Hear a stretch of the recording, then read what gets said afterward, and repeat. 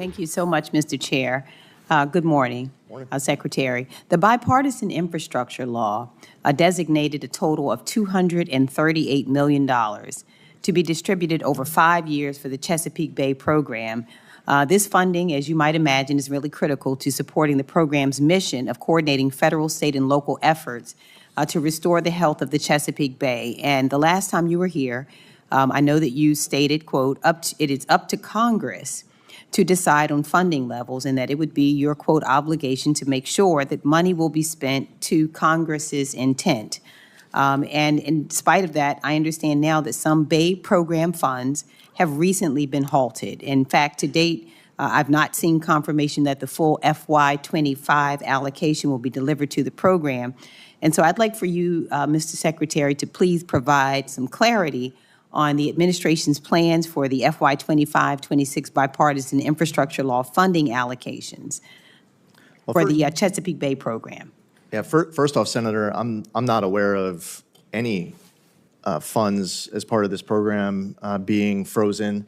I've had the opportunity since confirmation to visit the Chesapeake Bay for the first time as the administrator, which is for any other member of Congress elsewhere, especially the newer members, they should know that this is a beautiful, amazing bay. This geographic program is important. The work that EPA does there is critical.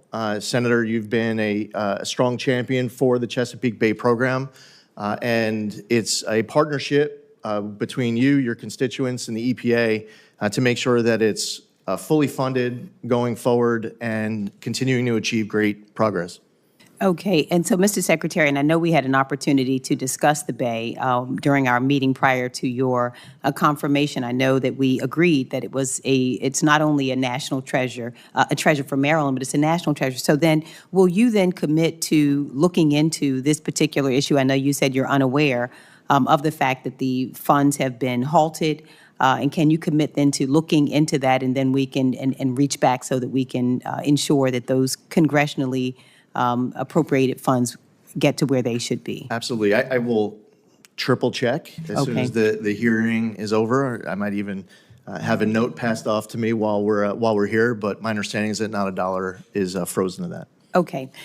Similarly, the administration has recently announced the elimination of the Office of Research and Development.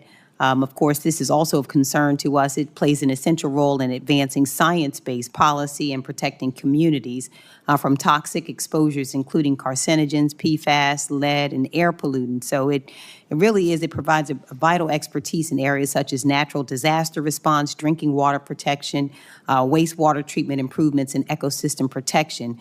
So the idea that this particular program is laying off scientists from the office, of course, is deeply troubling.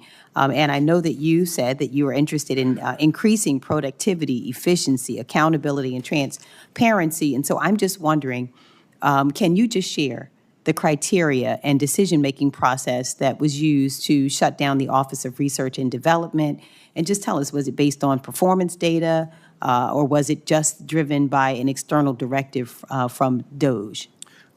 Well, all decisions are made by me at the agency. We don't have, that's an important part of going through this process. There has not been a reduction in force for that office decided and announced. We've gone through a process, as you're asking, where I and our team was soliciting feedback from staff that's been at the agency for a long time across all the program offices.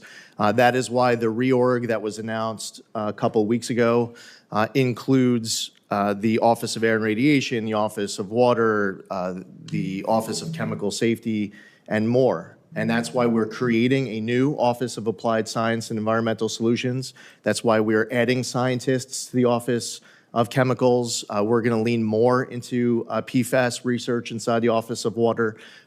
All of the best ideas came directly from the feedback that we received from career staff. So there have been about 1,500 staff members who had important public health responsibilities.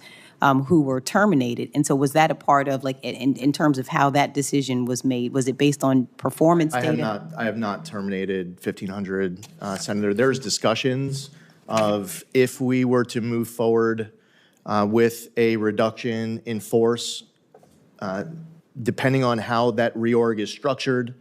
But what we're doing right now is we're allowing across the agency many of employees, you don't have to just be an officer of research and development. There is an active process where they are applying for these positions inside the Office of Chemical and Safety Pollution, inside of Office of Water, inside the Office of Air and Radiation, and elsewhere. And we are boosting the research and science inside of those offices. Okay, thank you, Mr. Secretary.